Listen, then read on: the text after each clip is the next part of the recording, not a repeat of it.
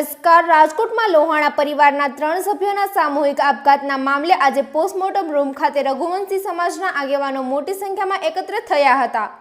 સમાજના આગેવાનોએ પોલીસ પ્રશંસા સમક્ષ જવાબદારો સામે તાત્કાલિક ગુનો નોંધી તેમની ધરપકડ કરવાની માંગ કરી છે. સમાજનું કહેવું છે કે જો તેમની માંગણીઓને ત્વરિત સ્વીકારવામાં નહીં આવે તો આગામી દિવસોમાં ઉગ્ર આંદોલન શરૂ કરવામાં આવશે. આ મુદ્દે રઘુવંશી યુવા શક્તિ સંઘના સ્થાપક કેડી રઘુવંશી અને ગુજરાત પ્રભારી કુલદીપ રઘુવંશીએ પોતાની પ્રતિક્રિયા વ્યક્ત કરી. વધુ સમાચાર માટે જોડાયેલા રહો આરપી ગુજરાત ન્યૂઝ રાજકોટ. મારું નામ કુલદીપ રઘુવંશી છે. રઘુવંશી યુવા શક્તિ સંઘમાં ગુજરાત પ્રભારી તરીકે ફરજ નિભાવું છું. શું કહેશો આજે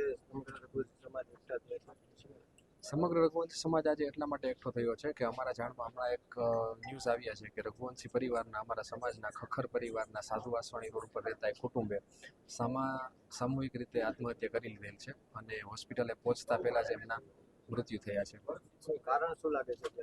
પ્રાથમિક તપાસ અને જે માહિતીઓ અમને મળી રહી છે એ મુજબ કારણ એવું લાગે છે કે વ્યાજખોરોના ત્રાસના લીધે અને આર્થિક ભીસના લીધે આ પગલું પરિવારે લીધું છે અને એમના લીધે એમના મૃત્યુ થયા છે. ખાસ કરીને આવી ઘટનાઓ વારંવાર આવતી છે. વ્યાજખોરોના ત્રાસના લીધે પરિવાર છે તે આમાં કાર્યવાહી નથી થતી. જો આમાં તમારે કાર્યવાહી નથી થતી, આપણે જોયું ઘણા આવા કેસીસ આપણે જોયા છે કે જેમાં લોકો સુસાઇડ કરે છે, વ્યાજખોરોના ત્રાસના લીધે સુસાઇડ કરે છે અને એમાં સુસાઇડ કરતાં પહેલાં પણ એ લોકો પોલીસના શરણે જાય છે પણ છતાં એમને સુરક્ષા નથી મળતી હોતી અને મૃત્યુ થયાના પછી પણ યોગ્ય કાર્યવાહી એવી રીતે નથી થતી કે કોઈ દાખલો બેસાડવામાં આવે.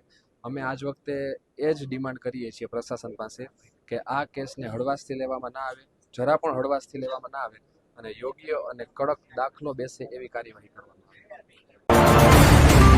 મારું નામ કેડી રઘુવંશી યુવા શક્તિ સંઘના ગુજરાત પ્રદેશ અધ્યક્ષ. જે રઘુવંશી સમાજ એકઠા થયા છે, શું છે કારણ અને થોડી વાર પહેલા અમને જે સમાચાર મળ્યા તે મુજબ સાધુ વાસવાની રોડ પર રહેતા અમારા રઘુવંશી સમાજના એક પરિવાર કે જેનામાં 3 સભ્યો એકી સાથે સામૂહિક આત્મહત્યા કરવાનું જે પગલું લીધું છે તેના કારણે તેનું અત્યારે મોત નીપજ્યું છે. તે માટે આજે રાજકોટ સિવિલ હોસ્પિટલ ખાતે મોટી સંખ્યામાં યુવાનો એકત્રિત થયા છે. ખાસ કરીને આ જે ઘટના બની છે તેને લઈને તમારી શું? અમારી માંગણી પોલીસ પ્રશાસન પાસે સીધી એવી છે કે આમાં જે કોઈ શંકાસ્પદ વ્યક્તિઓ છે કે જેના કારણે આ પગલું ભરવા માટે પરિવાર મજબૂર થયો હોય તેને તાત્કાલિક ધોરણે ધરપકડ કરવામાં આવે અને યોગ્ય કાનૂની કડક કાર્યવાહી કરવામાં આવે. માંગ સ્વીકારવામાં નહીં આવે? અમારી પ્રથમ માંગણી છે જો લોકલ પોલીસ સ્ટેશન જો આ બાબતની કાર્યવાહી કરી શકતી નથી તો અમારી પ્રથમ માંગણી કે ક્રાઇમ બ્રાન્ચને આ કેસ સોંપવામાં આવે અને તેમ છતાંય જો અમારી જે માંગણીઓ છે એ સંતોષવામાં નહીં આવે તો અમે ગાંધી ચિંધ્યા માર્ગે આંદોલન પણ કરશું. શું લાગે છે આ આપઘાત કર્યાની પાછળ ક્યાંક બાદ કે વ્યાજખોરોના ત્રાસથી કર્યો છે? જે પ્રાથમિક તપાસ અમે તેના સગાવાલા છે કે અમારે રીતે જે અમે તપાસ કરી છે તે મુજબ એવું લાગી રહ્યું છે આ ક્યાંક ને ક્યાંક કોઈ વ્યક્તિના માનસિક ત્રાસના આધારે આ પગલું ભર્યું હોય. પરિવાર સાથે તેના પરિવારમાં હાલ જોઈએ તો હવે 3 જણા રહેતા હતા. ત્યારબાદ એમના જે નજીકના જે સગા સંબંધી છે તેમને અમને રૂબરૂ મળેલ છે પણ અત્યારે જે આઘાતની જે શોકની લાગણીમાં છે એટલે આથી અમે વધુ જાણકારી પ્રાપ્ત કરી શક્યા નથી.